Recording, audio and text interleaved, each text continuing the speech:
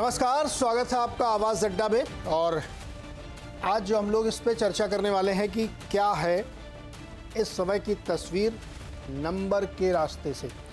अभी बहुत गोल गोल बातें हम लोग पिछले 6 चरण में करते हुए आ गए हैं।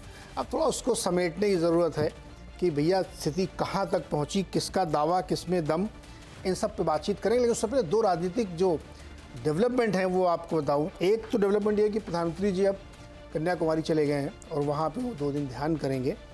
और कुछ तस्वीरें हम लोगों ने देखी भी हैं। पहले एक मंदिर में गए, वो जो पार्वती जी का कुमारी रूप का मंदिर है, बहुत प्रसिद्ध शक्तिपीठ है ये, वहाँ उन्होंने पूजा अर्चना की। इसके बाद वो ध्यान करेंगे। दूसरा जो घटनाक्रम हुआ है वो अब जाते जाते चरण में मनमोहन सिंह जी कूद पड़े हैं। उन्होंने चिट्ठी लिख मारी। अब लिखना ही था तो थोड़ा और पहले लिखते हैं, दूसरे तीसरे चरण में, अब एकदम आखिरी में आके उन्होंने लिखी है। बहरहाल तो ये 2 नए डेवलपमेंट। और तीसरे चरण, आखिरी चरण का मतदान शनिवार को, और उसी दिन शाम को 6 बजे से एग्जिट पोल आवाज़ पर आप देखेंगे और बिल्कुल सटीक विश्लेषण किया जाएगा। तो बिना किसी राजनीतिक दल के हमारे जो पत्रकार मित्र हैं, मेहमान हैं, उन्हीं के साथ हम यह शो आज करने वाले हैं। और आज नंबर्स पे डिस्कस होगा, उनके व्यूज़ पे डिस्कस होगा कि उनके हिसाब से जो नंबर दे रहे हैं वो क्यों दे रहे हैं, कैसे दे रहे हैं, इस पे बातचीत करेंगे।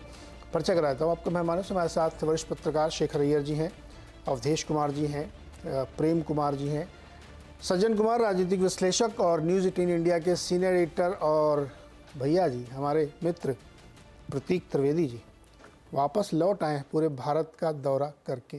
घर पे आ गए ना प्रतीक जी अब? जी जी, बस घर ही पे मौजूद हूँ अभी। बस 20-25 मिनट पहले कल गाजीपुर का रोड शो कवर किया, उसके बाद मैं आज आ गया। तो बताइए, एकदम ताज़ा ताज़ा गर्मा गर्म खबरें मिलेंगी।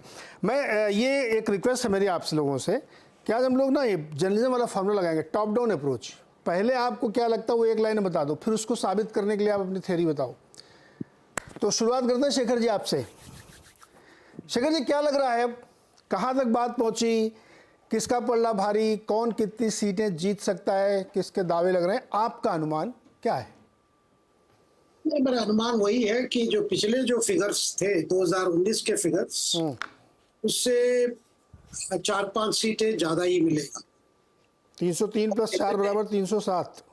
हासिल तो मतलब 310 भी जा सकता है। और कोई बड़ा नुकसान नहीं है। जहां भी नुकसान है वो बाकी स्टेट्स पे रिकवर हो रहा है। बंगाल जैसा, उड़ीसा जैसे राज्य में रिकवर हो रहा है। एक प्रकार से कुल मिला के वही 2019 का ही रिजल्ट होगा ज्यादातर। तो नुकसान कहाँ पे है और फायदा कहाँ से हो रहा है? अब इसको एक्सप्लेन करिए। नंबर तो हमने देख लिया। नहीं, देखिए, नुकसान जहां हो रहा है महाराष्ट्र में, बीजेपी की इतना नहीं है जितने उनकी साथी दल है, एकनाथ शिंदे के शिवसेना और अजीत पवार के एनसीपी। एक महाराष्ट्र है, हो सकता है राजस्थान में 2-3 सीटें घट सकती है या 2 घट सकते। और आके उत्तर प्रदेश पे मुझे नहीं लगता है कि कोई बड़ा नुकसान होगा। 1-2 हो सकता है पूर्वांचल में, लेकिन फिगर 70 के आसपास आ जाएगा बीजेपी की। आपने जो नंबर दिया सर 307 से 310 वाला, ये एनडीए का या बीजेपी का अकेले का? बीजेपी का बता रहा हूँ। ये बीजेपी का बता रहे हैं ना? हाँ, ओके। तो महाराष्ट्र के लॉस से उनको कोई फर्क नहीं पड़ता। अब और दूसरा जहां बढ़ रहा है वो है, आपके आश्चर्य होगा, बंगाल में अच्छी प्रदर्शन रही है बीजेपी की, हो रही है अच्छी। वहां पे चीजें बहुत बदली है और ममता बैकफुट पे है। उड़ीसा में भी हम देख रहे हैं कि काफी अच्छी प्रदर्शन इस बार बीजेपी कर रही है, विधानसभा चुनाव में भी और लोकसभा चुनाव में। पिछले बार 8 सीटें जीते थी, वहां पे 21 लोकसभा सीटें। मुझे लगता है वहां से जाके बढ़ सकता है, 15 तक भी जा सकता है, 12 से 15 तक। और बंगाल में कितना बढ़ेगा सर? बंगाल में मैं सुन रहा हूँ, अगर रियलिस्टिक फिगर कोई कह रहे 24, क्योंकि पहले उनके पास 18 था, अभी 24 तक जा सकती है। और ममता को इस बार 22 था पिछले बार, वो घट के 18 तक पहुंच सकते हैं। यानी 4-5 सीट उनकी लॉस होगी तो इनकी गेन होगी बीजेपी। मतलब उल्टा हो जाएगा, उनकी वाली इनकी वाली उनकी हो जाएंगी। तो ये मतलब कुल मिला के इधर नुकसान तो उधर फायदा, इसलिए नंबर बदलेगा नहीं, रादर 4-6 से 8 सीट बढ़ जाएगा। 310 आप कह रहे हैं कि बीजेपी की। और एनडीए को भी तो कुछ मिलेंगी सर। टोटल एनडीए फिगर क्या बनेगा? देखिए उसके बाद उस पर हो सकता है 330 340 तक जा सकती है। 330 340। तो अगर इसमें वॉइस होगा तो 320 हो सकता है, 325 हो सकता है। मतलब इसमें अगर इनका ज्यादा नुकसान हुआ शिवसेना और एनसीपी वालों का, तो आप कह रहे हैं कि तो नीतीश जी को मिलेगा कुछ, ओम प्रकाश राजभर को कुछ मिलेगा इस टाइप से। देखिए बिहार में नुकसान ज्यादा एडीयू को जेडीयू को हो रहा है, हाँ। लेकिन इसका इमीडिएट मतलब नहीं है कि पूरा लालू स्वीप कर रहा है, ये बात भी नहीं है, क्योंकि बीजेपी की सीट ज्यादातर जो बिहार से खबर है वो बीजेपी मेंटेन कर पा रहा है। जहां नुकसान हो रही है वो नीतीश जी की जेडीयू की सीट, लेकिन उस इलाके में मतलब इतना नहीं है कि पूरा 40 में पूरा ये आरजेडी को फायदा हो जाएगा, क्योंकि वहां पे जो सामाजिक समीकरण है वो समीकरण के कारण से मतलब लॉस होगा भी, लेकिन ज्यादा लॉस नहीं होगा पिछले चुनाव के टैली से। पिछली बार थी 39, तो दोनों की मिला के कितनी बनी? इनकी 17 थी, 17 + 17, और पासवान जी वाले की 5, 39। तो अच्छा, ये पासवान वाले में कितने में नहीं, चिराग वाले में 5 की 5 होगी, उसमें भी कुछ कटेंगी? उसमें भी कट होगी, उसमें भी थोड़ा मतलब कैंडिडेट को लेकर भी है, फिर मतलब वहां भी नुकसान हो सकता है, लेकिन कोई बिहार से कोई बड़ी लॉस नहीं हो रही है जिस तरह जो सोशल मीडिया पे जिस तरह चल रहा है। ओके, तो ये था नंबर एनडीए प्लस बीजेपी वाला जो हमने शेखर जी समझा। अब दो लोग जो बहुत घूमे ना, उनके पास सर समझते हैं। प्रतीक जी, आपको क्या लगता है भाई? आप तो पूरा देश मत मारा है, क्या लग रहा है? बढ़िया, मतलब चुनाव 2019 के आगे ही निकलेगा, शेखर जी का अनुमान ठीक लग रहा है, क्योंकि कल मैं वहीं था बनारस में, आखिर में वाराणसी से आया हूं, तो लगभग फिगर जो है अगर एनडीए की माने तो उसके आसपास जो बता रहे हैं शेखर जी, वो वहां तक लगता है, मुझे भी लग रहा है कि वहां तक ये पहुंच जाएंगे। और एक चीज जो बहुत इंपॉर्टेंट है, जो कि इलैबोरेट करने की जरूरत है, और वो ये है कि जो कोरमंडल वाला इलाका है, यानी right from Andhra, then Orissa और बंगाल, ये जो कोरमंडल है, इस पर बीजेपी ने बड़ा फोकस किया है इस बार, तो जिसका जिक्र कर रहे थे शेखर साहब, तो वो इलाका जो है उसमें इनको गेन दिखता है, यानी आंध्रा और तेलंगाना और तमिलनाडु में कह नहीं सकता मैं वो कि मतलब, क्योंकि मैं गया नहीं हूं, तो सच तो ये है, तो तमिलनाडु में बहुत श्योर नहीं हूं, तो लेकिन हो सकता है 2 सीटें एनडीए के खाते में, या 1 सीट आए वहां पे, 2 सीट बीजेपी को हो सकता है 1 में। लेकिन कोरमंडल के इलाके में, उड़ीसा में, वेरी कॉन्फिडेंट कि वो सरकार भी बनाएंगे वहां, राज्य वाली, और इस बार करीबन आप कह रहे हैं उड़ीसा में विधानसभा की सरकार भी बनेगी, तो वहां हाँ, वो कॉन्फिडेंट है, बहुत कॉन्फिडेंट है, और अगर देखा जाए तो उसमें वो वहां तक कोशिश में भी है। वो 13-15 के आसपास उनकी उड़ीसा में लगती है, 23 के आसपास, यानी वो साइकोलॉजिकल फैक्टर भी देखिए, जब चुनाव तो हो रहे हैं, उसके पीछे उसके मायने भी हैं। तो वहां पे बंगाल में क्या है कि अगर वो 2 सीटें या 3 सीटें भी ऊपर आए, यानी बीजेपी 18 से ऊपर हो गए, मान लीजिए 20 आ गए, तो एक साइकोलॉजिकल गेन वो चाहते हैं, और साइकोलॉजिकल गेन ये कि now we are ahead of you, तो वो वहां पे उसको रिफ्लेक्शन, क्योंकि उसके तुरंत बाद वहीं चुनाव होने हैं, तो एक वो स्टेट के, बंगाल की बात कर रहा हूं, और ये कोरमंडल का ये पूरा पट्टी मैंने आपको तमिलनाडु से लेके ऊपर तक पूरी बताई। तो इसमें एक है महाराष्ट्र का, अनूप जी आपका खुद का अपना जो चुनाव जहां पे आप बैठे हुए हैं समय, वाजपेयी जी, वो बहुत महत्वपूर्ण है, और थोड़ा सा कंफ्यूजन भी रहा है वहां पे। वो आदमी जब गया वोट डालने, तो बीजेपी को देना चाहता था, तो सोच रहा कि दे कहां, कमल तो दिख नहीं रहा है कहां कहीं, तो ये एक है।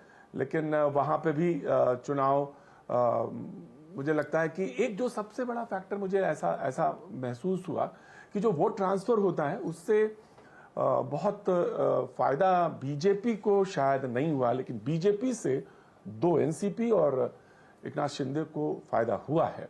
क्योंकि देखिए, शिंदे साहब का जो एक बात मानना ही पड़ेगा कि वो लोग डिवाइड होके आए हैं, तो वो एक फैक्टर है। तो वहां पे पूरी तरह से वो, मान लीजिए कहीं पे बीजेपी 40 है, तो जहां पे शिंदे साहब लड़ रहे हैं वहां पे वो सिर्फ 20 ही हैं, क्योंकि अगला हिस्सा उद्धव साहब के पास है।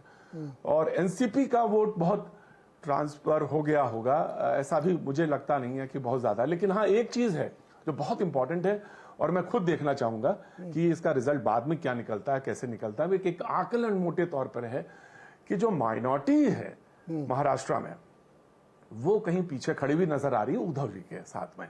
चाहे वो नारा ठीक से ना दे पाए, लेकिन वो माइनॉरिटी वाला एक फैक्टर है। और बड़ा देखिए कैसा कॉन्ट्रडिक्शन है चुनाव में। ये एक आकलन है मोटे तौर पर कि वो कहीं ना उन्होंने दिया है और वो शिवसेना को वोट दिया है।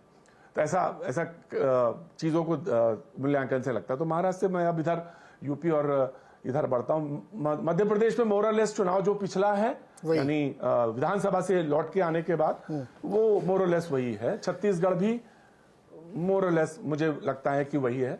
अब मैं यूपी को देख लेता हूं, तो यूपी में भी मुझे कोई मान लीजिए 10 या 12 सीटें ऐसी हैं जहां बहुत क्लोज फाइट है। 13 सीटों पे, 13 एग्जैक्टली, तो वहां पे फाइट है। और उसमें चीजों को जोड़ लें तो उसके बाद आप अगर उन 13 को छोड़ दें या 12 को छोड़ दें तो उसके बाद का आकलन आप कर लीजिए।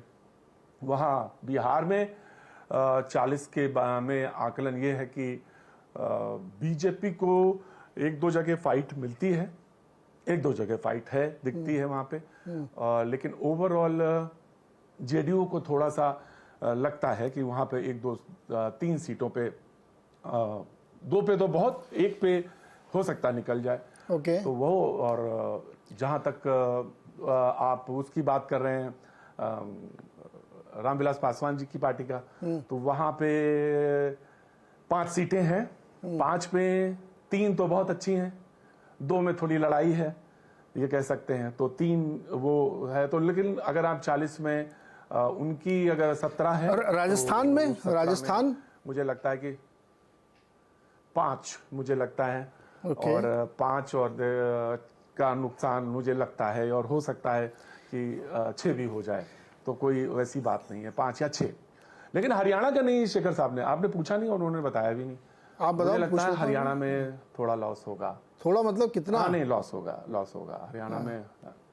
और थोड़ा मतलब ठीक है। और जाट मुझे लगता है थोड़ा अभी नहीं, नाराज है। पूछता हूँ इनसे। मुझे लगता है, तो नंबर ना पूछिए मुझे, लेकिन नंबर का एग्जैक्ट मतलब मैं कहना मुश्किल होगा। जाट नाराज है। अब लेकिन जैसे ही आप प्रेमशंकर जी के पास आएंगे तो कहेंगे ये तो सब बता ही रहे हैं, नाराज है, फिर भी फिगर आप वहां बचा देते हैं। देखिए, कॉमन फैक्टर जो है पूरे चुनाव में, कॉमन फैक्टर वही है, और वो ये है कि मोदी जी जो है वो स्टिल वर्किंग, इसमें 2 राय नहीं है। मतलब मैंने बहुत जगह टटोल के तमाम मुद्दे, हर मुद्दे को देखा, रोजगार, बेरोजगारी, मतलब मैं इधर के भी मुद्दे गिन लूं कि आपको मैं अनाज, 5 किलो अनाज भी है, और आपसे ये भी कह दें कि आप को किसान में ट्रांसफर भी हुआ है, 6,000 रुपए भी मिले हैं, उज्ज्वला भी। अरे उधर 1 लाख मिलेंगे, 10 किलो अनाज मिलेगा, मेडिकल वो भी तो है। उधर 10 किलो, पर मैंने कहा ना भाई, उधर तो 10 किलो मिल रहा भैया, उधर 10 किलो मिल रहा है। 1 लाख रुपए की वहां महिला की बात है।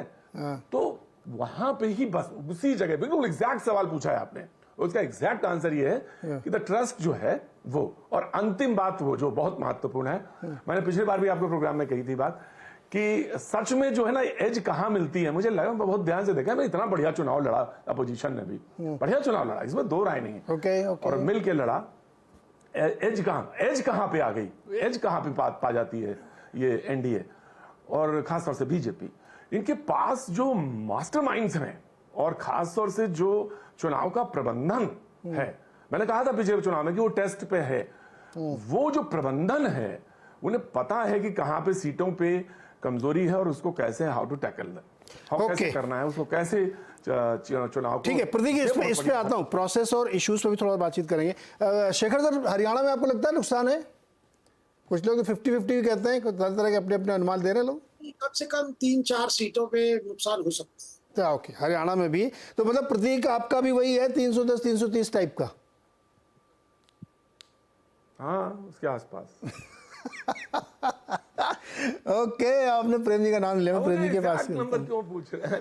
एग्जैक्ट नंबर मतलब मैं बहुत, ये देखो प्रतीक भाई, आज लौट के दिल्ली, मैं मैं दिल्ली लौट के आ गया हूँ, मुझे अपना खाका बैठाने को सबसे ज्यादा हाँ, बैठाओ ना खाका। मेरे दिमाग में नहीं घुस पा रहा, वो आप ही की जाए, वो महाराष्ट्र है, वहीं पे अगर कैलकुलेशन हो गया तो फिगर समझ में आ सकती है। ओके। तो महाराष्ट्र मुझे बहुत अभी भी कंफ्यूजन है, जितना वोटर को लगा है कंफ्यूजन, उतना ही जो एनालिस्ट बैठे हैं उनको भी लगा है। प्रेम जी बताइए भाई, आपका क्या अनुमान है सर? अब तो मतलब हम लोग वहां पहुंच गए हैं जहां सब कुछ हो चुका है। देखिए नीरज जी, अनुमान तो हमारा सीधे है कि बीजेपी सत्ता से बाहर हो गई। ओके। और उसका संख्या में है 307 सीट्स हम अपोजिशन को दे रहे हैं और 204 सीट्स हम एनडीए को दे रहे हैं। और इसके कारण जो है साथ साथ हम आपको बताते चले, जो स्विंग स्टेट्स हैं जहां पर कि प्रतीक जी महाराष्ट्र की चर्चा कर रहे थे, महाराष्ट्र सबसे बड़ा स्टेट है जहां पर कि नुकसान हो रहा है और भारतीय जनता पार्टी को, ऐसे भी बीजेपी महाराष्ट्र में कभी अपने दम पर राजनीतिक सफलता हासिल नहीं कर सकी है। इवन कर्नाटक में भी वैसा ही उदाहरण रहा था। तो एलाइज उनको चाहिए होते हैं, तो इस बार उनको बहुत कमजोर एलाइज मिले, तो उसका परिणाम है कि वहां माने जबरदस्त वहां का फिगर तो आप 38 और 10 का रख लीजिए महाराष्ट्र में, 38 गठबंधन के लिए 10। एक बार नंबर थोड़ा क्लियर करो, ये जो 204 आपने दिए हैं एनडीए को, इसमें बीजेपी कितने हैं? ठीक है, 190 89 इस तरह से। तो समर्थकों उनके सहयोगी दलों खाली 10-12 सीट। तो सहयोगी दल हैं कौन? परफॉर्मर कौन से परफॉर्म कर रहे हैं? क्या अजित तो अभी चर्चा हो रही थी, चिराग पासवान, नीतीश कुमार, शिंदे। हाँ वही दो तीन जोड़ करके पहुंचेंगे वहां। ओके।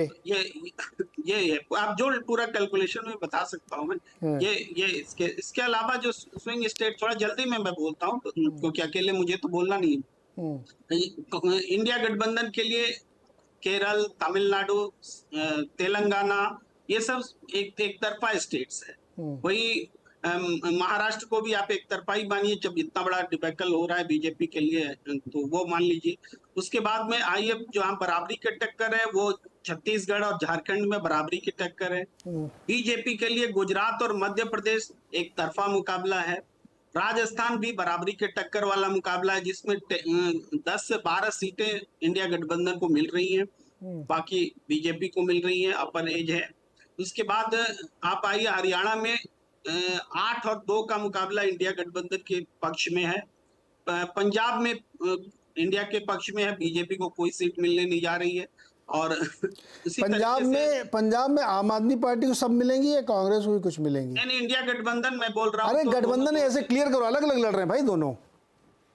तो 13 सीटें हैं ना। हाँ 13 सीट में पहले कांग्रेस के पास 8 थी। हाँ। और इस बार आम आदमी पार्टी कुछ सीटें जीतेंगी, तो कांग्रेस की कीमत पर थोड़ी जीतेंगे, शिरोमणि अकाली दल और बीजेपी की कीमत पर कुल मिलाकर फिगर वही रहने वाला है, 8-5 का ही रहने वाला है। उस 13 का ब्रेकअप में आपने किया है क्या कुछ कांग्रेस और आप में? हाँ मैंने किया, 8 और 5 के ही रहने वाला, 7-6 भी हो जाए तो वो हम उतना माइन्यूटली कोई नहीं कर सकता कि एग्जैक्टली लगभग ये फिगर रहेगा। इसके बाद आप देखिए जम्मू कश्मीर में, तो जम्मू कश्मीर में बीजेपी तो कश्मीर में चुनाव ही नहीं लड़ने गई, सिक्किम की सीट भी गंवा रही है बीजेपी, फिर जम्मू में सफलता मिल सकती है बीजेपी को, बाकी इंडिया गठबंधन को मिलना है। हिमाचल में 4 हैं, 2 की सीटें पक्के तौर पर बट रही, पहले 4 की 4 सीटें थी बीजेपी के पास। उत्तराखंड में 2 सीटें कम से कम इंडिया गठबंधन छीनती दिख रही है, बाकी बीजेपी के पास रहना है 3 सीटें। उसके बाद आप इधर आइए उत्तर प्रदेश और बिहार जो सबसे बड़ा है। उत्तर प्रदेश में मेरा ये मानना है कि बीजेपी को 48 सीटें मिल रही हैं और 32 सीटें अपोजिशन के पास जा रही। बिहार में 25 सीटें इंडिया गठबंधन के पास जा रही हैं, 15 सीटें एनडीए के पास जा रही है, जिसमें बीजेपी को की सफलता ज्यादा है, एलाइज की नहीं है। सबसे ज्यादा नुकसान जेडीयू को हो रहा है और एलजेपी निश्चित रूप से 2 सीटें पक्का जीतेंगी, तीसरी भी जीत सकती है, जैसा त्रिवेदी जी कह रहे थे वो सही कह रहे थे, 2 तो पक्का जीत रही, तीसरी भी कर्नाटक में एलजेपी। कर्नाटक में हाँ कर्नाटक छूट रहा था। कर्नाटक जो 28 है, पिछले बार 25 था बीजेपी के पास, इस बार रिवर्स हो रहा है। जो इंडिया गठबंधन है इसको 22 सीटें लगभग इंडिया गठबंधन के हक में आती दिख रही, 6 सीटें बीजेपी के साथ जा रही। ये हमारा पूरा सीट वाइज एनालिसिस लगभग है। अब नॉर्थ ईस्ट को आप बांटिएगा तो हमने उसको रखा था 22 सीटें, मान लीजिए केंद्र शासित प्रदेश या छोटे छोटे 1-2 सीट वाले जो हैं, उसमें 13 सीटें हम इंडिया गठबंधन के पास आते देख रहे हैं और 12 बाकी 9 सीटें एनडीए के पास जाते देख रहे हैं। असम में लगभग वही स्थिति रहने वाली है, उसमें कोई परिवर्तन नहीं होने वाला है। ओके, तो 190 और 204 ये है प्रेम कुमार जी का अनुमान। अवधेश जी, आपका अनुमान क्या है?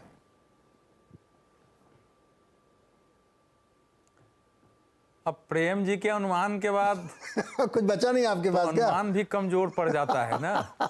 इनका प्रेम जब उमड़ता है तो वो प्रेम ऐसा है कि पता नहीं वो प्रेम का चश्मा कहाँ से आता है कि वो ऊपर नीचे होने लगता है। देखिए, इसको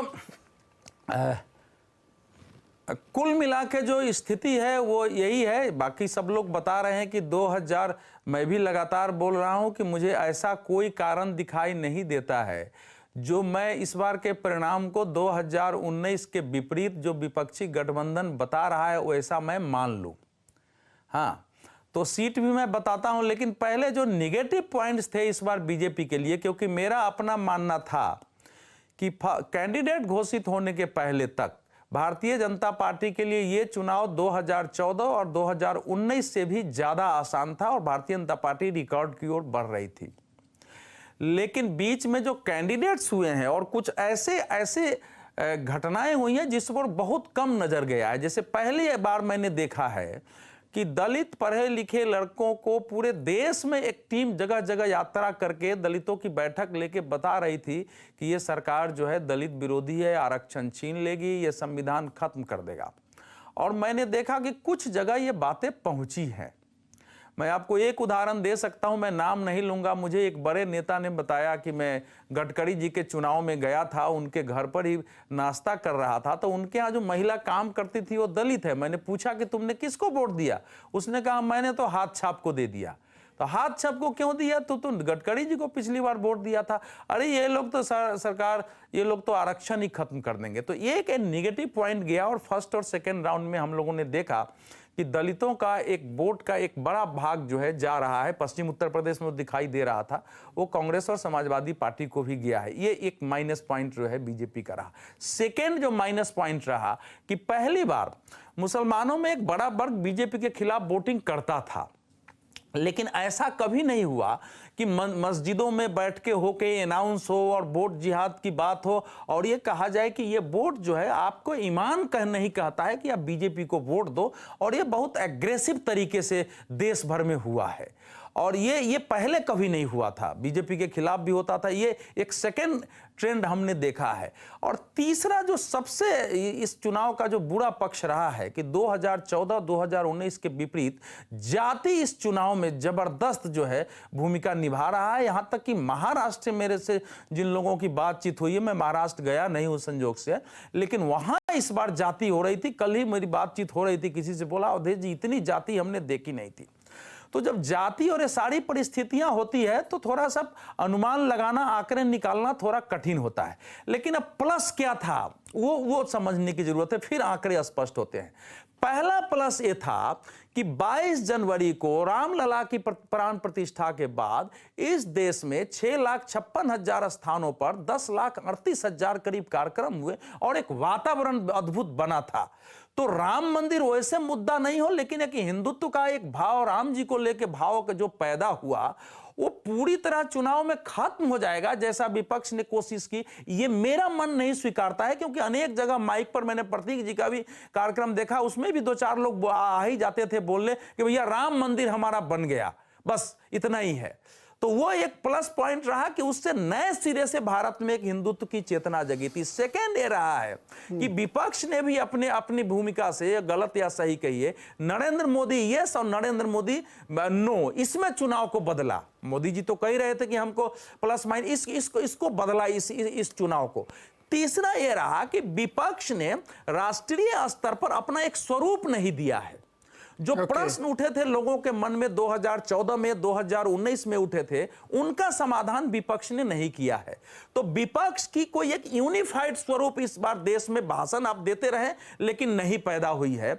इसलिए जो हिंदुत्व 2014, 2019 में था वो जैसे बता रहे उस ढंग से खत्म नहीं हुआ, क्योंकि नरेंद्र मोदी सरकार ने जो काम किए है उससे और कंसोलिडेट हुआ और ये अंतरधारा के रूप में चुनाव में था, क्योंकि गरीब के पास भी जा रहे थे, दलितों में कुछ लोग कहने के लिए खड़े हो जाते हैं, अरे मोदी ने देश को बचा दिया है, मोदी है तो हिंदू है, ऐसी बातें भी आ रही थी। तो ये एक बीजेपी के लिए सब प्लस चीजें थी और ये बहुत मायने रखती है। तो अब सीटों की दृष्टि से अगर हम आते हैं तो देखिए ये बात साफ है कि इस समय पश्चिम बंगाल भारतीय जनता पार्टी के लिए सबसे प्रखर हिंदुत्व का एक क्षेत्र बना है। जैसे वामपंथियों के विरुद्ध ममता बनर्जी ने विद्रोह किया और जनता ने उस सत्ता को पलटा था, ठीक वही वातावरण इस समय पश्चिम बंगाल में है कि बीजेपी ही इस भ्रष्टाचार, कुशासन और ये मुस्लिम परस्ती, मुस्लिमों में जो कट्टरपंथ एक पैदा किया है जगह जगह, उसके विरुद्ध विद्रोह है। और वो बिल्कुल साफ है कि 25 के नीचे तो बीजेपी जा नहीं सकती। 13 सीटें हम कम करते हैं, जो 35 से 60-62% मुस्लिम वाले हैं, वहां भी 3-4 सीटें हो सकती है। उसके ऊपर बीजेपी 25 के ऊपर जाएगी, 27-28 भी हो जाए तो मुझे आश्चर्य नहीं होगा। सेकेंड स्टेट जो है उड़ीसा, जैसा बता, उड़ीसा देखिए, उड़ीसा जो है राम जन्मभूमि आंदोलन से ही एक प्रयोग रहा है। सबसे ज्यादा आप देखेंगे कि वहां क्रिश्चियन मिशनरी के विरुद्ध भी जो वनवासी कल्याण केंद्र है उसने बड़ा काम किया था उसमें, लेकिन वो परिणाम बीच में 98 के बाद कमजोर पड़ गई बीजेपी। इस बार का सिचुएशन है कि चूंकि नवीन पटनायक के बीमार पड़ना और अयोध्या के बाद जो वहां जंगलों में आदिवासियों में कार्यक्रम हुए जिसकी तस्वीरें आई, अद्भुत तस्वीरें थी वहां, तो इसलिए भारतीय जनता पार्टी वहां भी नंबर 1 पार्टी हो सकती है। ज्यादा भी सीटें आ सकती है, 8 से तो 12, 13, 14 जा सकती है, वहां इससे ज्यादा भी जा सकती है जो वहां का वातावरण है। तो वहां की विधानसभा में सरकार ही बन सकती है क्या भारतीय जनता पार्टी के लिए? प्लस वो है तेलंगाना है, वहां की विधानसभा में सरकार भी बन सकती है क्या उड़ीसा में? विधानसभा में देखिए, विधानसभा में तो अभी फाइट है, लेकिन वो जो तस्वीर आई है नवीन पटनायक जी के हाथ हिलाते हुए जिसको कर रहा है, वो एक बीजेपी ने जगह जगह मैसेज देने की कोशिश की है। अब परिणाम क्या आएगा देखना, लेकिन विधानसभा में भी भारतीय जनता पार्टी वहां अच्छा करी है, लोकसभा में तो है ही है। जो तीसरा बीजेपी के लिए जो तीसरा स्टेट है वो है तेलंगाना। तेलंगाना में इस समय बीआरएस एकदम पीछे चली गई है, वो वहां, और कांग्रेस और बीजेपी में लड़ाई है। जो बीजेपी से भूल हो गई थी विधानसभा में टी राजा सिंह को हटाकर अध्यक्ष को, वो उसने सुधारा है।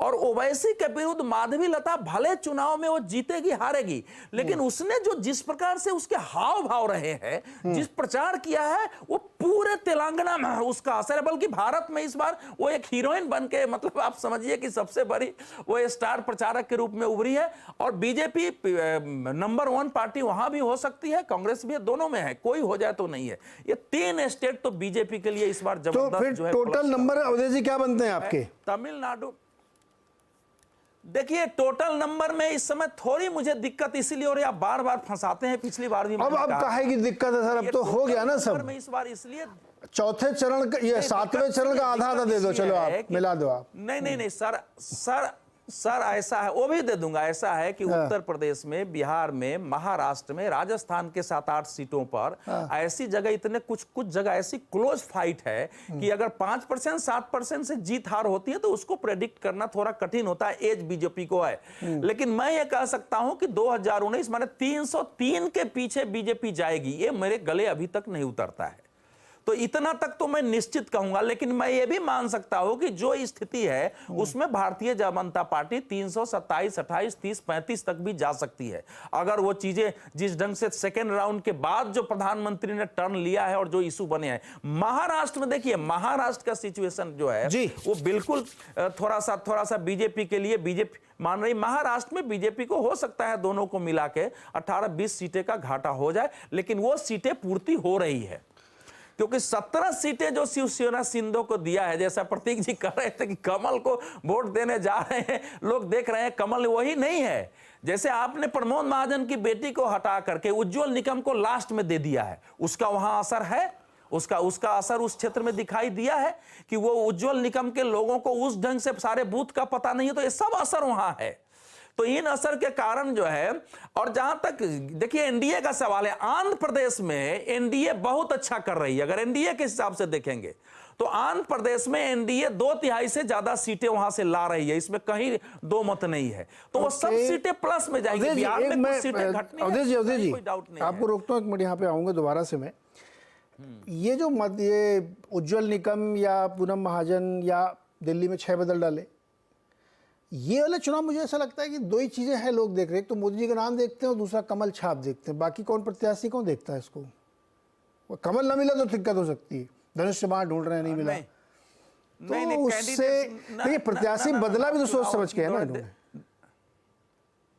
प्रत्याशी जो बदले, दिल्ली में आपके 6 बदल दिए। अब ये परिणाम इस पर देखिए, इसी समय पूरी भारतीय जनता पार्टी के कार्यकर्ताओं में ऐसे कम से कम 75 सीटें मैं बता सकता हूं जहां कैंडिडेट्स के कारण जो ये एकदम मैं समझता हूं कि वन साइडेड विक्ट्री हो सकती थी। वहां कार्यकर्ताओं की उदासीनता, वहां कार्यकर्ताओं की निराशा, थोड़ी नाराजगी उनको झेलनी पड़ी है। प्रतीक जी कह रहे थे, लेकिन जो चिराग पासवान ने 26 साल के एक लड़की को टिकट दे दिया, वो अशोक चौधरी के बेटी के, वो उसके साथ लोग काम करने के लिए तैयार नहीं थे, एक टिकट उन्होंने अपने बहनोई को दे दिया। तो ऐसे इश्यूज रहे हैं। और कैंडिडेट जो है बीजेपी के भी ऐसे रहे हैं जिनके रहा है वो बाद में मोदी जी के नाम पर ही वोट पर रहा है। लास्ट में उस लोग कैंडिडेट ने कहा है कि हमको नहीं देना है, मोदी जी को देना है। जैसे जौनपुर से आए, अब वो जौनपुर से चुनाव जीत रहे हैं, मैं घोषणा कर सकता हूं। पहले यह सिचुएशन नहीं था, लेकिन जौनपुर से वो मुंबई से आए थे, लेकिन वो चुनाव जीत रहे, सिचुएशन बनी है। जी जी जी जी। हाँ, कृपा शंकर सिंह मैं घोषित कर सकता हूं कि अब जौनपुर से वो बेहतर परसेंटेज से, जिस तरह से बसपा ने अपना प्रत्याशी बदला,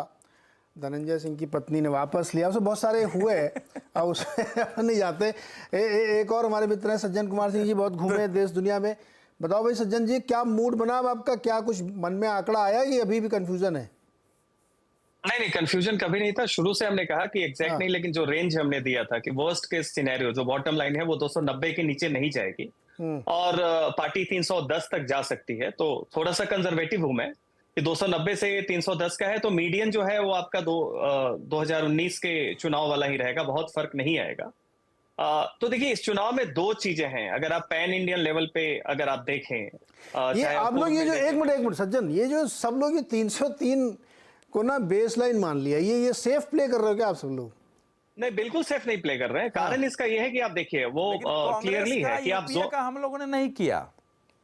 हाँ, नहीं मैं इसलिए कह रहा हूँ क्योंकि वो तो अभी प्रेम कुमार जी ने डिटेल में दिया है कि इस चुनाव में स्टेक कहाँ पे वो बात हम लोग कर रहे हैं। हाँ नहीं, इसमें क्लियरली आप देखिए, मोदी फैक्टर का जो इम्पैक्ट है वो डिफरेंट जोन्स में डिफरेंट है। आप अगर ईस्ट में और साउथ में चले जाएं तो मोदी फैक्टर उसी तरीके से स्ट्रांग है, टेक्टोनिक है, जो 2014 में अपने कोर एरिया में देखा जा रहा था, उतना ही मजबूत है। आप बंगाल और उड़ीसा में जाओ तो लोग अभी भी पूछते हैं कि 400 पार कर जाएगी क्या। ऐसा लगता है कि ऐसी कि जैसे कि ये अचीव करने वाला टारगेट है। लेकिन दक्षिण में भी सीटें बीजेपी की बहुत ज्यादा नहीं आ रही, बढ़ रही हैं, लेकिन वहां पे भी आप देखेंगे कि एक एक्सपेक्टेशन यह है कि बीजेपी काफी अच्छा करे। क्यों? क्योंकि आप उन राज्यों के अपने रेफरेंस पॉइंट से देख रहे हैं जहां बीजेपी काफी ग्रो कर रही है। लेकिन अगर आप चुनाव को महाराष्ट्र से देखें, चुनाव को अगर आंशिक रूप से बिहार से देखें, तो आपको लगेगा कि थोड़ा बहुत सेटबैक है। तो इस कारण से एक तो है, लेकिन मोदी फैक्टर, तो इस चुनाव में दो अगर आप बड़े पैटर्न देखें तो वो ये है कि एक, आप ये पूछें कि क्या देश की जनता एक डोमिनेंट पैटर्न के तौर पे प्रधानमंत्री मोदी को तिबारा प्रधानमंत्री के तौर पे देखना चाहती है या नहीं चाहती है, तो एक बहुत ही जबरदस्त आपको जवाब आएगा कि हां, आप डिटेल में ना जाए। दूसरा है कि क्या आप बीजेपी और मोदी को हटा के किसी और को, चाहे राहुल गांधी हो या कोई और हो, प्रधानमंत्री के तौर पे देखना चाहते हैं, तो आपको क्लियरली दिख जाएगा कि नहीं, और ये संभव नहीं है। तो ये दो बहुत बड़े पैटर्न हैं, इनको आपको देखना होगा। तो ये जो टेक्स्ट है चुनाव का कि मेजॉरिटी बीजेपी और प्रधानमंत्री मोदी को फिर से देखना चाहती है और अपोजिशन और राहुल गांधी जैसे नेताओं को इस बार मौका नहीं देना चाहती है, ये बेस लाइन है। लेकिन इसके पीछे, इस टेक्स्ट के बाद एक सब टेक्स्ट भी है, एक फुटनोट भी है। वो फुटनोट अगर आप देखें तो अगर हम 8वें चरण को ही ले लें, क्योंकि हमने ग्राउंड पे हर स्टेट को कवर किया है, तो आप देखिए उत्तर प्रदेश में 13 सीटें हैं और नैरेटिव बड़ा कंफ्यूजिंग होता है। आप क्षेत्र में भी जाएं तो गाजीपुर में जाएं तो लोग कहेंगे अफजाल अंसारी या उनकी बेटी हैं वो चुनाव जीत जाएंगी और पारसनाथ राय हार जाएंगे। वही हमने कहा कि इन 13 सीटों में आप कहीं भी चले जाएं तमाम तरह की अटकलें हैं कि ठाकुर नाराज, वो नाराज, प्रत्याशी का फैक्टर, ये डिटेल नैरेटिव में है। लेकिन एक घोषी का सीट जो कि बीजेपी का नहीं है, वो ओपी राजभर के बेटे का है, उसको अगर आप छोड़ दें, उसको छोड़ के किसी भी सीट पे बीजेपी को सेटबैक नहीं होने वाला। बीजेपी जीत रही है। इसका कारण भी बहुत स्पष्ट है। जो उत्साह बीजेपी के लिए आप 14 और 19 में देख रहे थे वो इसलिए नहीं है कि लोगों के अंदर वो इंटरनलाइज हो चुका है, लेकिन जो मायावती का वोट परसेंटेज है पूर्वांचल या अवध में, कोई भी कह दे कि मायावती का वोट परसेंटेज, अगर आपने जाके जाटुओं से या रविदास से बात किया हो, वो अगर हाथी को छोड़ रहा है फिर आप ये दावा करिए, बिल्कुल नहीं छोड़ रहा है। तो ये है। बिहार में आप देख लीजिए 8 सीटों में बीजेपी के हिसाब से केवल एक बक्सर की सीट है जो थोड़ी बहुत, जहां पे क्लोज कॉन्टेस्ट है, वो भी हार जाएगी ये कहना मुश्किल है, लेकिन हाँ वहां पे लड़ाई है। कुशवाहा समाज जो पिछले बार बीजेपी को दिया था वो इस बार नहीं दे रहा है। लेकिन उसके अलावा 2 सीटें जो बीजेपी, जो एनडीए हारेगी, एक जहानाबाद पक्की है, पक्के तौर पे बीजेपी हार रही है, दूसरा जो है काराकाट से उपेंद्र कुशवाहा, ये रेबेलियन कैंडिडेट्स के कारण। और उस तरीके से आप तमाम जगह पे जाएं तो बीजेपी को जो एक बड़ा लॉस हरियाणा में, राजस्थान में, महाराष्ट्र में हो रहा है और आंशिक, बहुत ही आंशिक बिहार में हो रही है।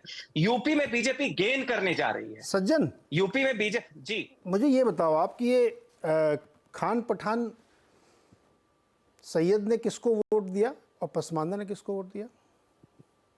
नहीं, देखिए ये डिवीजन इस बार नहीं हुआ है। कभी होता है क्या? ये पसमानदा, जब क्षेत्रीय दलों का समय था, जब बीजेपी कमजोर थी उत्तर प्रदेश में, और जब नीतीश कुमार शुरुआती दौर में थे बीजेपी के साथ, तो पसमानदा का एक वर्ग बिहार में नीतीश की तरफ गया था, आरजेडी को छोड़ के, अली अनवर से लेके तमाम लोग गए थे। और जब नसीमुद्दीन सिद्दीकी वगैरह आए थे तो उस समय एक ये क्लास वाली, बट वो बहुत ही एक छोटे से समय के दौर के तौर पे रहा। जैसे ही बीजेपी का उभार होता है, मायावती, देखिए मायावती की त्रासदी यह है कि उनका अपना वोटर उनका साथ नहीं छोड़ा है।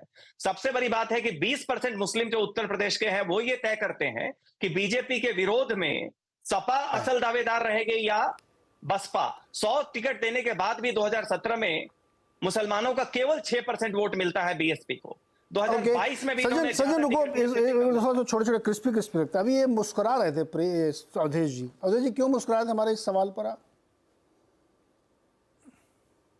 नहीं, ये सवाल, यही तो बात है कि हम लोग मानते हैं कि पसमानदा, खान पठान, आपने बहुत ही व्यंग्यात्मक सवाल किया। कभी होता है मैं क्या? फैक्ट पे बात करता हूं सर। जहां भारतीय जनता पार्टी है, बिल्कुल फैक्ट यही है कि ये कोई लोग भले सर्वे वगैरह में बता देते हैं, मैंने अभी तक अपनी ओर से मुसलमानों को, भाजपा को वोट देते हुए कोई एकाध कार्यकर्ता टाइप का दे दे तो मुझे नहीं मिला है। लोग कहते थे लखनऊ में अटल जी को वोट दे रहा है, मैंने जाके वहां समझने की कोशिश की तो वो 1-8%, आधा % देते थे। वो अभी तक कोई स्थिति नहीं। और इस बार तो बिल्कुल इसको इस्लाम का विषय बनाया है ना, मैं कह रहा हूं।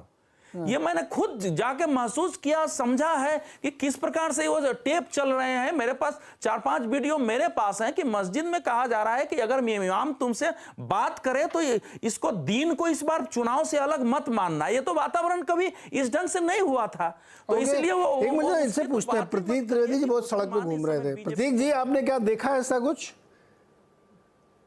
या आप अभी लोग विश्लेषण करते रहते हैं कि कुर्मी ने उनको दिया, यादव ने उनको दिया? इधर भी कुछ होता है कि वो इधर एक ब्लॉक में पड़ता है? नहीं, देखिए जातीय समीकरण, देखिए वो बात सच है कि जातियों का इस बार बहुत उभार दिखा बिहार में, यूपी में भी, जो कुशवाहा वाली सीट पे जिसमें डिस्कस कर रहे थे अभी वो, और कई चीजों में, और खासतौर से घोसी वाली सीट पर भी चीजें हैं पूर्वांचल में। लेकिन ये बात सच है जो आप बोल रहे थे पसमानदा वाला, देखिए बहुत क्लियर बात है, वो नहीं देते, वोट नहीं मिलता है। वो अब आप 100 में अगर 5 मिल जाए, 5 वोट मिल जाए 100 में 5, तो आप उसको वोट नहीं मान सकते। वो बहुत मुश्किल है कहना। और मुझे नहीं लगता कि आपको मुस्लिम वोट जो है, और उसको ये मान के चलते हैं। और जिस तरह का चुनाव हुआ, मछली से शुरू हुआ था चुनाव, खाने से लेके, और कहां खत्म हुआ जाके, तो आप मतलब खत्म होने वाला है, कहां प्रचार थम गया, कहां पे खत्म हुआ जाके प्रचार। तो ऐसे में जब हो रहा हो तो आप कैसे उम्मीद करें और ये कैसे बात करें? मुझे तो नहीं लगता वोट मिलता है।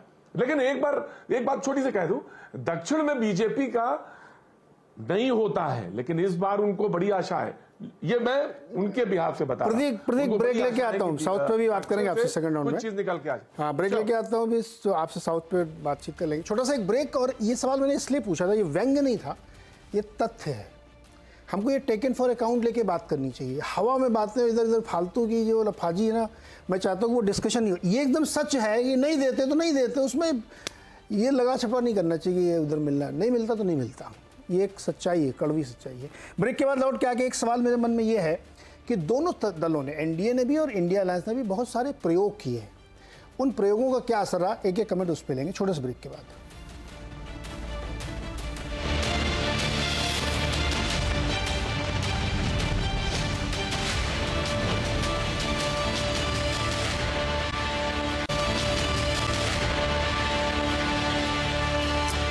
स्वागत एक बार फिर से आपका। और आज चर्चा हो रही है कि अब अंतिम चरण बाकी है, लगभग खत्म, प्रचार बंद हो गया है और नतीजों का इंतजार है। उससे पहले एग्जिट पोल का इंतजार है, जो 1 तारीख को शाम 6 बजे से CNBC आवाज़ पर आप एक्सक्लूसिव, सटीक और कड़क विश्लेषण सुनेंगे। अच्छा, मैं अब थोड़ा सा पुरानी वाली चर्चा हो गई, नंबर का विश्लेषण हो गया। एक सवाल मैं रख रहा हूँ आप लोगों के सामने, उस सवाल का जवाब सभी चाहिए मुझे।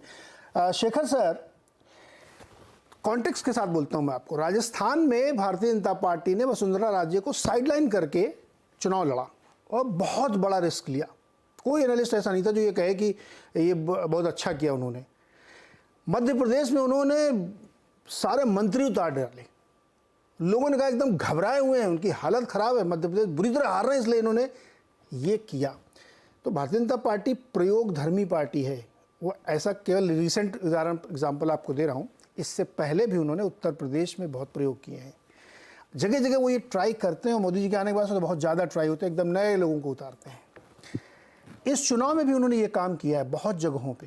प्रत्याशी बदल डाले, दिल्ली में जिसके आपको उदाहरण देखिए 6 प्रत्याशी बदले, या ये मालूम होते हुए कि बिहार में स्थिति उतनी अच्छी नहीं हो, फिर भी उन्होंने नीतीश कुमार को उतनी सीटें दे दी। महाराष्ट्र में शिंदे जी को बहुत सारी ऐसी सीटें दे दी जो उनको पता था प्रत्याशी ढूंढना उनके लिए मुश्किल हो जाएगा, साउथ मुंबई में किसको लड़ाएंगे पता नहीं। और दूसरी तरफ इंडिया अलायंस ने इस बार बहुत ज़बरदस्त काउंटर ऑफर किए गारंटी के नाम पे। उन्होंने अपना वो एक प्लान रखा कि हमको इसके थ्रू सेल थ्रू करना है। क्या लगता है आपको, किस तरह के असर हुए होंगे इन दोनों चीज़ों के, या आपका असेसमेंट क्या है इस पर? नीरज जी, जो बीजेपी नेतृत्व की जो रिस्क टेकिंग कैपेसिटी है हमेशा ज्यादा ही है। और अब मुझे लगता है कि राजस्थान में जिस तरह दिक्कतें आई है, वो पार्टी के अंदर एक प्रकार से डिबेट शुरू करती है। और नेतृत्व भी इस बात पर सोच रहा है कि जिस तरह हमने भजनलाल शर्मा को बना दिया और मध्य प्रदेश में हमने मोहन यादव को बना दिया, क्या ये जो नए चीफ मिनिस्टर्स है वो कैसे हैंडल कर पा रहे, क्या दिक्कतें आ रही है, इसको लेकर मैं सुन रहा हूँ कि पार्टी के अंदर एक पुनर्विचार शुरू हो गया है। हो सकता है रिजल्ट्स के बाद ये दोनों राज्यों में भी कई फैसले लिया जा सकते हैं, क्योंकि रिस्क टेकिंग कैपेसिटी एक तरफ है, लेकिन अगर जब रिटर्न नहीं आती है तो पार्टी फैसला बदलने भी ज्यादा समय नहीं लेती। आपने उत्तराखंड में देखा, काफी आलोचना हुई, आपने 3 मुख्यमंत्री बदले, मतलब 3 मुख्यमंत्री लाए एक के बाद एक। तो जहां रिस्क ज्यादा लिया गया है, लेकिन अभी जो राजस्थान की कई दिक्कतें इस बात पर भी निर्भर है कि क्या जो नए एकदम फ्रेश फेसेस डाल के चुनाव के बाद वो लोकसभा में क्या असर पड़ा है और उसकी वजह से हमें क्या दिक्कत हुई है, इसको लेकर पार्टी अंदर चिंता शुरू हुई है। लेकिन मुझे नहीं लगता अभी कुछ पर ज्यादा बात होगी, क्योंकि ये होगा। अच्छा, दूसरी तरफ आपने इंडिया अलायंस की गारंटी पर बोली। देखिए, लगातार बड़ी कोशिश जो हुई है राहुल गांधी की तरफ से, बाकी तरफ से, गारंटी उनको बेनिफिट नहीं दिया मध्य प्रदेश, राजस्थान, छत्तीसगढ़ में। ये सारे गारंटी वहां भी चली, मतलब कांग्रेस की तरफ से बताई गई, लेकिन लोगों ने माना नहीं। और मुझे लगता है कि जहां पर कुछ असर पड़ सकता है वो है, जैसा अग्निवीर स्कीम को लेकर जैसे राहुल गांधी ने उस पर जबरदस्त ये शुरू किया, जो कैंपेन में लाया है, और जिसको लेकर युवाएं जो हैं उनको मन में कई राज्यों में, कुछ पॉकेट्स में, जहां जैसे हरियाणा में, मैं मानता हूं हरियाणा में काफी असर पड़ रहा है, हो सकता है पंजाब में भी असर पड़े, लेकिन उत्तराखंड में उतना ना पड़े, तो जहां से ज्यादातर रिक्रूटमेंट होती है। साउथ में मुझे नहीं लगता है अग्निवीर को लेकर कोई बड़ा रिएक्शन युवाओं से आया, लेकिन ये ऐसी कई चीजें हैं जिसको लेकर मुझे लगता है एक देखिए जो इंडिया अलायंस और कांग्रेस की तरफ से जो चीजें की गई ना, बिना कोई जिम्मेदारी, मतलब एक पार्टी जो सत्ता में इतने साल रही, भाई अग्निवीर क्यों लाया गया, इससे पहले क्या थी, क्या पहले से इस तरह की बातें सोची नहीं गई थी? मुझे लगता है कि चुनाव के कारण कांग्रेस पार्टी जो पहले कई जिम्मेदारी से काम करती थी विपक्ष के होते हुए, वो जिम्मेदारी इस बार नहीं निभाई। सीधा सीधा जितना चीजें हम उठा सकते, जितना चीजें हम फेंक सकते, जितना चीज को बिगाड़ सकते बिगाड़े। बस केवल एक लक्ष्य, मोदी जी को हार होनी चाहिए, मोदी जी को नुकसान। देखिए अग्निवीर जैसा स्कीम मैं इसलिए जिक्र कर रहा हूँ, जिसमें देखिए इसको लेकर काफी डिबेट हुई है डिफेंस में, मतलब मिलिट्री में सब। ये केवल यही बात थी भाई 25% को रखना है, 50% को रखना है, लेकिन हम जानते हैं कि प्राइम मिनिस्टर की हमेशा डिसीजन मेकिंग प्रोसेस अलग है। जब विश्व भर में जितने आर्मीज की बात कर रहे हैं, यूएस हो, यूके हो, चाइना, गलवान में हमने क्या देखा कि हमारे यहाँ 35 से 40 साल के जवान हविलदार हैं, वहां पे 20 साल के लड़के आ रहे हैं चाइना के, और उनकी जो ऊर्जा और हमारी ऊर्जा अलग बात है। ये तो रिटायरमेंट के 15 साल जब खत्म होगी फिर वापस और करेंगे। देखिए अग्निवीर को लेकर भी जो कांग्रेस जो काम की है ना, वो अच्छा काम। शेखर सर, मैं यहाँ पर रोकूंगा आपको क्योंकि समय इसमें कम है। ये एक बहुत ही इंटरेस्टिंग डिबेट है कि अग्निवीर स्कीम के प्रोज एंड कॉन्स क्या है। दुनिया भर में अब वॉरफेयर जो है ना टेक्नोलॉजी के थ्रू लड़े जा रहे हैं। अभी जो 2 जगह 3 जगह झंझट चल रहा है दुनिया में, उसमें देखिए आप कैसे लड़ा जा रहा है, तो उससे आपको समझ में आएगा कि क्या सही है क्या गलत। खैर इसमें बहुत डिटेलिंग में नहीं जाएंगे, बहुत छोटे छोटे जवाब चाहिए हमें इस बार कि जो ये एक एक्सपेरिमेंटल पार्टी है और एक कन्वेंशनल विजडम पे चल रही। सज्जन जी छोटा जवाब। म्यूट किया आपने, अनम्यूट करिए। जी देखिए इसमें जैसा हमने पहले भी कहा कि एक जो है डोमिनेंट टेक्स्ट है कि लोग प्रधानमंत्री मोदी को तिबारा प्रधानमंत्री देखना चाहते हैं, लेकिन इसका एक सब टेक्स्ट भी है। इस बार प्रयोग के तौर पे देखेंगे कि बीजेपी ने ज्यादा प्रयोग नहीं किया। ये अगर आप देखें कि बहुत सारे राज्यों में एक अति आत्मविश्वास में इन्होंने खराब कैंडिडेट उतारे, उसका खामियाजा बीजेपी को इसलिए नहीं उठाना पड़ रहा है क्योंकि लोगों की भावना जो है वो प्रधानमंत्री मोदी की तरफ है। दूसरी तरफ अगर आप देखें तो बहुत सारे राज्यों में, चाहे उत्तर प्रदेश हो या वो बिहार हो, इन जगहों पे अपोजिशन ने, चूंकि वो एग्जिस्टेंस की लड़ाई लड़ रहा था, तो उसने ज्यादा प्रयोग किया जातियों के हिसाब से या कैंडिडेट के हिसाब से। आप देखिए बहुत सारे नॉन यादव में कुर्मी कम्युनिटी को अखिलेश यादव ने काफी टिकट दिया, कुशवाहा लोगों को राजद में बिहार ने तेजस्वी यादव ने काफी ज्यादा टिकट दिया, तो थोड़ी बहुत सेंध लगाने की कोशिश की गई। लेकिन बावजूद इसके आप देखिए कि बच रहे हैं, तो हमें लगता है कि ये। और दूसरी बात एक और जो आ रही थी कि जो पॉपुलर चीफ मिनिस्टर्स बदले गए लेकिन उसके बाद रिटर्न नहीं मिला, ये बिल्कुल सही बात है। ये बीजेपी के लिए आप मोदी फैक्टर के कारण उस बहाव में निकल रहे हैं, लेकिन कुछ कुछ क्रैक्स दिखने शुरू हो गए हैं। अगर आप उसको नहीं साधेंगे तो अपोजिशन की जो स्ट्रेटेजी है, यूनाइटेड मुस्लिम डिवाइडेड हिंदू, वो काम कर जाएगी। ओके परफेक्ट, वो काम कर जाएगी। प्रतीक जी आप साउथ पे बोलना चाह रहे थे, साउथ पे बोलिए, लेकिन बहुत संक्षेप में रखिएगा, बताइए। बहुत संक्षेप में बोल रहे हैं। देखिए मैं बिल्कुल 1 2 3 करके बोल देता हूँ। 2014 से जो चुनाव की प्रक्रिया शुरू हुई, उसका ये अंतिम चुनाव है, यानी 2029 में चुनाव की भूमिका या दिशा जो है कुछ और होगी। वो उस विश्लेषण नहीं कर रहा हूं, क्योंकि जो चुनाव का पैटर्न 2014 से शुरू होता है वो उसका ये अंतिम चुनाव है, और 29 में चुनाव दूसरी भूमिका में। दूसरी बात, कांग्रेस ने इस बार सोशल मीडिया, सोशल प्लेटफॉर्म का बड़ा अच्छा इस्तेमाल किया है, और ये सीखा उन्होंने सामने वाली पार्टी से है कि कैसे किया जाए। तो ये एक रचनात्मक या इसको जैसे भी है वो सामने दिखाई पड़ता है।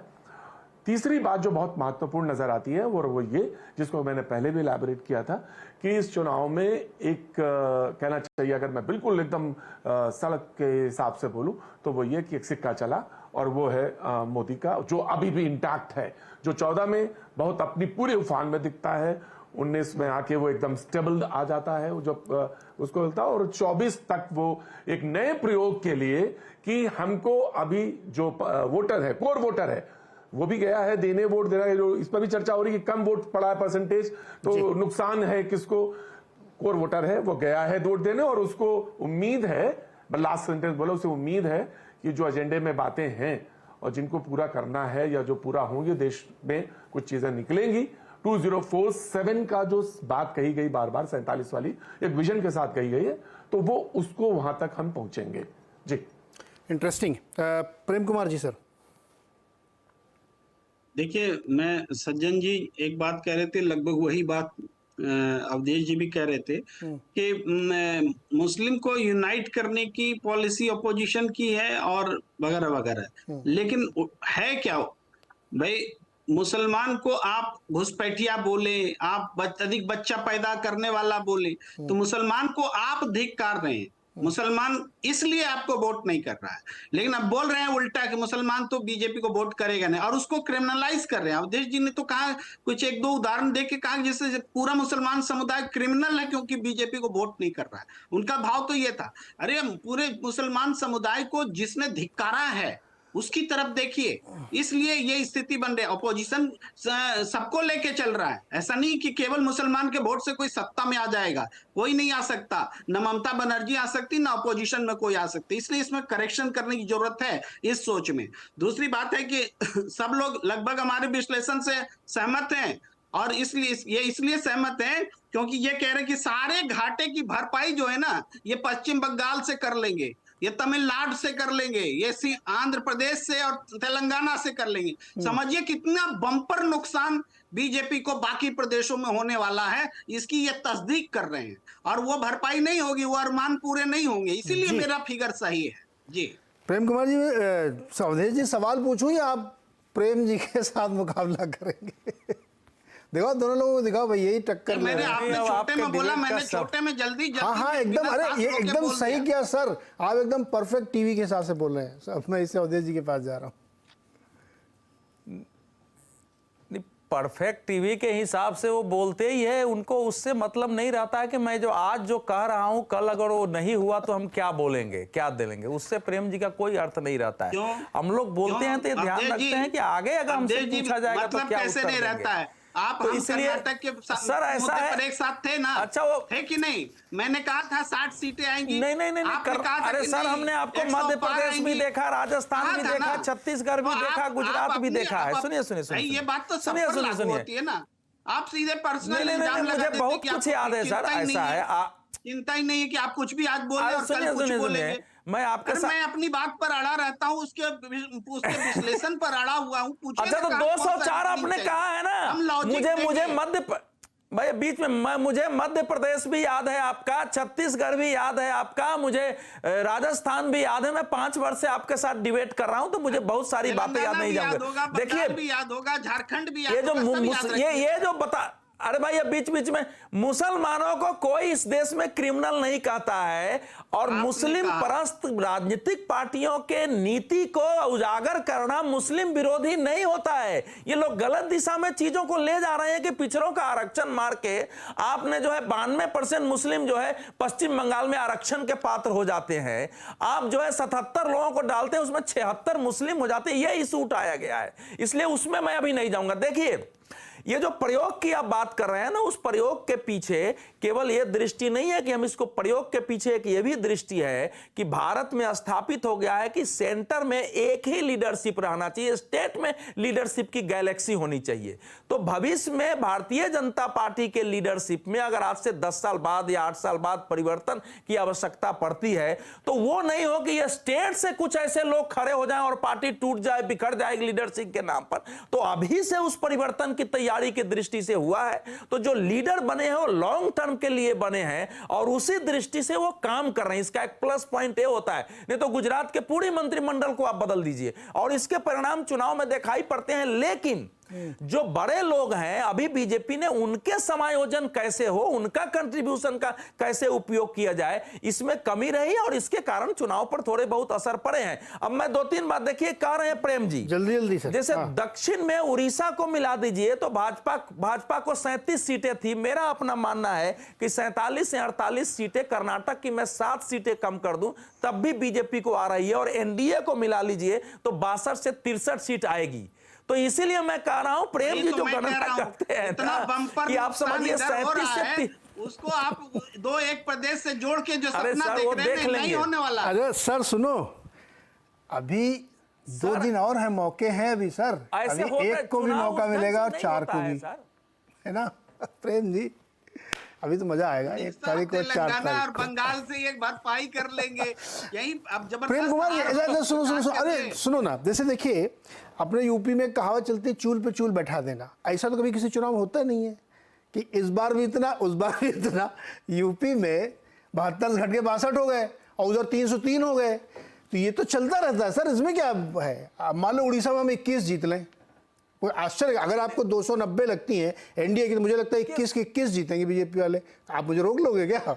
तो वो उधर की पूरी भरपाई हो गई, 8 से 11 जोड़ लो आप। ये पॉइंट यहाँ पे, क्योंकि हम लोग समुच्चय में बात कर रहे हैं कि इस पूरे देश में क्या हुआ। नीरज जी, हाँ बहुत छोटा है सर, 10 सेकंड। हाँ नीरज जी, एक लाइन में मैं ये कह रहा हूं कि कांग्रेस को, बीजेपी को, यूपीए को अगर मान लीजिए आईएनडीआईए को ये 300 सीट दे रहे हैं, तो 2009 में करीब करीब इतनी सीटें थी, लेकिन कांग्रेस को उस समय 206 सीटें थी। इस समय कम से कम 150 सीट भी कांग्रेस कहां से ले आएगी?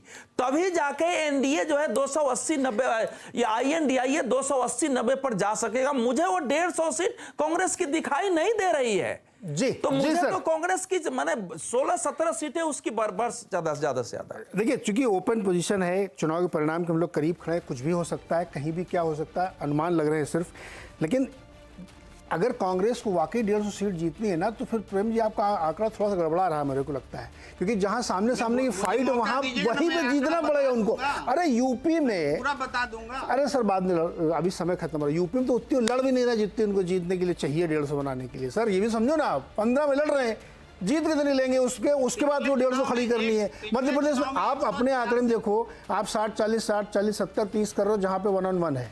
मुश्किल है उनके लिए 150 बनाना है, तो आप रीजनल को जिता रहे हो। फिर खैर समय एकदम खत्म। प्रेम जी समय एकदम, ट्विटर पे आप मेरे को टैग करके लिख देना, हम लोग उधर थोड़ा सा नोक झोंक कर लेंगे। बहुत बहुत शुक्रिया हमारे साथ जुड़ने के लिए। और ये अब हम लोग 1 तारीख और 4 तारीख को बैठेंगे, बहुत सारी चर्चाएं होगी। आवाज़ पे आप सटीक विश्लेषण देखिएगा एग्जिट पोल का 1 तारीख को शाम 6 बजे से। बहुत बहुत शुक्रिया हमारे साथ जुड़ने के लिए।